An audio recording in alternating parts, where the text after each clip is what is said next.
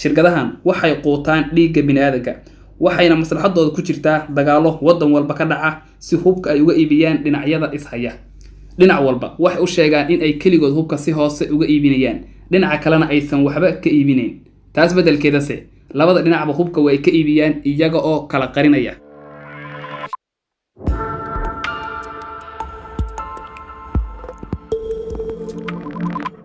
saaxiibayaal soo dhawaada mar labaad iyo mar saddexaad waa barnaamijkeennii asbuuclaha ee aan hadba mowduuc uga hadli jirnay isbuucan mowduuca dabka noo saaran waxa weeye saamaynta siyaasadeed ee shirkadaha waaweyn ee hubka soo saara ay wadanka Mareykanka gudihiisa ku leeyihiin iyo adduunyada kalaba iyo sida ay uga shaqaystaan oo ay uga faa'iidaan dhiigga bini'aadamka una jecel yihiin in adduunyada oo dhan uu dagaal ka huro si ay hubka uga iibiyaan dhinacyada dunida daafaheeda isku haya halkaasna ay lacag uga sameeyaan inta aan xalqada guda galin saaxiibayaal war farxad leh ayaan rabaa inaan idinla wadaago kaasoo ah inaan asbuucan kor u dhaafnay 10,000 oo subscribe ah arrintaasna idinka ayaa aad idinkaga mahadcelinaya muddada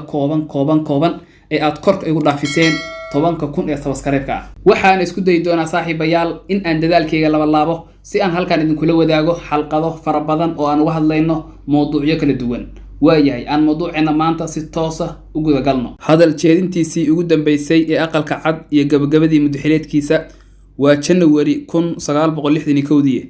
ayuu ku sheegay madaxweynihii hore ee wadanka Mareykanku Eisenhower digniin aad u heer sareysa oo uu ka digayay midowga shirkadaha hubka soo saara ee wadanka Mareykanka xilligaas aad looguma baraarugsaneen khatarta uu ka digayay madaxweyne Eisenhower laakiin sanado badan kadib ayaa la ogaaday balaayadii uu ka digayay madaxweynuhu taasoo ahayd khatarta ay ku hayaan midowga shirkadaha hubka soo saara ee wadanka Mareykanka xorriyadda iyo dimuqraadiyadda wadanka Mareykanka hadalkii madaxweyne Eisenhower waxaa ka mid ahaa waxa qaybaha kala duwan ee xukuumadda Mareykanka waajib ku ah inay ka hortagto saamaynta sii kordhaysa ee shirkadaha hubka soo saara ee wadanka Mareykanka khatar weyn ayaa ka soo socota shirkadahaas hadda iyo mustaqbalkaba waa inaynan gacmaha ka laaban si aysan xorriyadeena iyo dimuqraadiyadeennaba wax u yeelin muwaadiniintu waa inay indhaha ku hayaan shirkadahaas waan awoodnaa inaan si nabdoon uga hortagno shirkadaha hubka soo saara ee wadanka Mareykanka iyo shirkadaha difaacaba si xorriyadda iyo amnigeenu isku garab socdaan We must guard against the acquisition of unwarranted influence, whether sought or unsought, by the military-industrial complex. shirkadaha hubka soo saara ee wadanka Mareykanka waxay saameyntoodu gaarsiisan tahay in ay dagaal geliyaan wadanka Mareykanka iyo in ay saameyn ku yeeshaan wasiiro magacaabida nus qarni kadib hadal jeedintii madaxweyne Eisenhower oo ahaa taliyihii guud ee ciidamada wadanka Mareykanka intii lagu guda jiray dagaalkii labaad ee adduunka waxaa banaanka yimid oo la wada arkay digniinihiisii waan awoodaha ay maanta ku dhex leeyihiin shirkadaha hubka soo saara wadanka Mareykanka iyo gaar ahaan sida ay kor ugu qaadaan sanadba sanadka ka sii dambeeya miisaaniyadda wasaaradda difaaca ee wadanka Mareykanka madaxweynaha Mareykanka ee hadda Joe Biden ayaa wuxuu u bandhigay golaha Koongareeska miisaaniyad difaac oo cusub oo gaaraysa ilaa iyo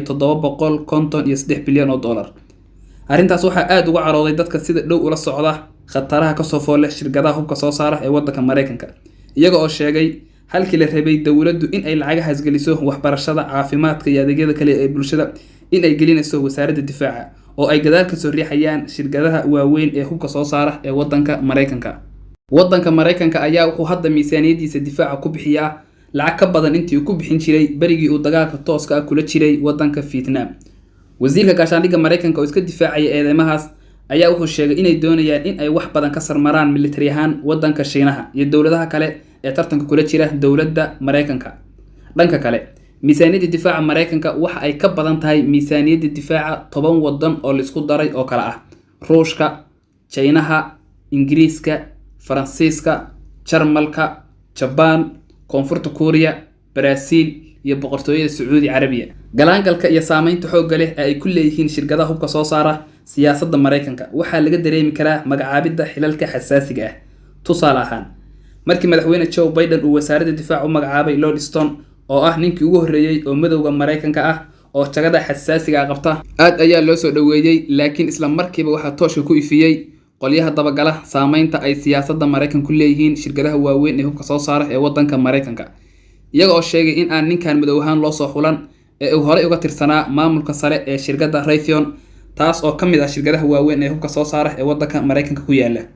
hubaynta iyo qandaraasyada ay kula jiraan shirkadahan wasaaradda difaaca Mareykanka ma aysan dhammaan markii uu dhamaaday dagaalkii labaad ee adduunka ama aan niraahno dagaalkii qabowga. Bal heer waxay gaarsiiyeen awooddii Mareykanka meel waaliya ay gaartay ilaa Mareykanku uu 800 oo saldhig uu ku yeesho 80 wadan oo dunida daafaheeda ku kala yaal. Har iyo habeen dhaliil ayaa loo jeediyaa shirkadaha hubka sameeya ee Mareykanka, iyagoo lagu eedeeyo in ay ka dambeeyaan dagaalada aan dhammaadka lahayn ee Mareykanku adduunyada ka wado, haddii ay noqon lahayd Afghanistan, Iraq iyo adduunyada kaleba. Dhanka kale, madaxweyne kasta oo cusub oo aqalka cad yimaada wuxuu ballan qaadaa inuu dhammaan ciidamadiisa kala soo bixi doono wadamada Iraq iyo Afghanistan, laakiin isagoona ballanqaadkiisa fulin ayuu xafiiska baneeyaa.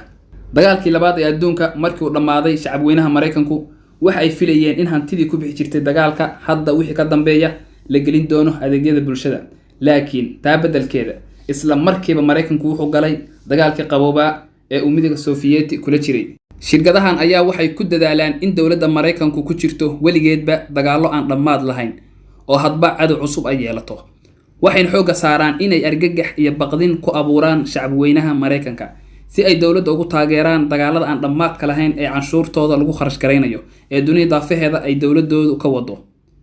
Mar walba oo dowladda Mareykanku ay dagaal cusub gasho ama ay sii wado dagaaladeedii aan dhammaadka lahayn, shirkadahan faa'iido weyn ayaa ugu jirta oo waxay qandaraasyo ay balaayiin dollar oo bilyan ay ku baxayso ka helaan wasaaradda difaaca Mareykanka. Shirkadahan waxay quutaan dhiigga bini'aadamka, waxayna maslaxadooda ku jirtaa dagaalo wadan walba ka dhaca si hubka ay uga iibiyaan dhinacyada ishaya.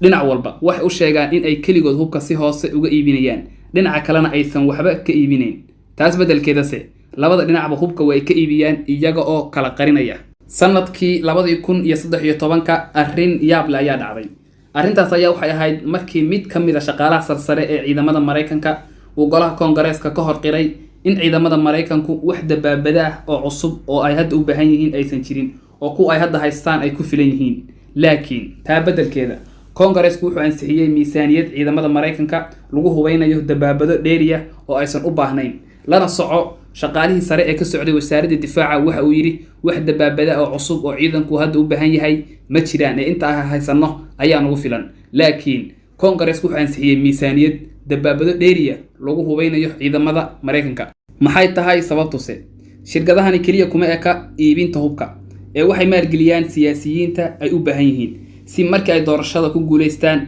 ay uga shaqeeyaan danaha shirkadahan, marka qaarna ay uga difaacaan sharciyada ka hor imaanaya danaha shirkadahan. Warbixin soo baxday ayaa waxay sheegaysaa in shirkadahan doorashadii Koongareeska sanadkii 2020 ay ku bixiyeen lacag gaaraysa 46 milyan oo dollar si ay u soo saaraan xubnaha ay u baahan yihiin.